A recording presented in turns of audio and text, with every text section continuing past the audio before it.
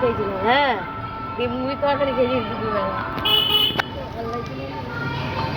আমি আজকে পনিরের তরকারি, তারপরে শুক্তো করেছিলাম।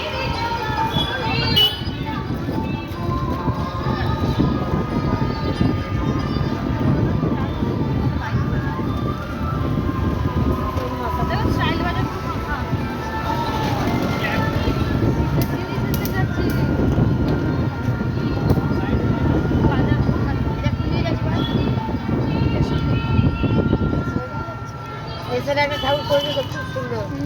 হ্যাঁ, প্যান্ডেলটা বলো তো, প্যান্ডেলটা খুব সুন্দর। সোজা হয়ে বসে না, বেঁকে বসে। ভিডিও করতে এটা দেখেছি ভালো।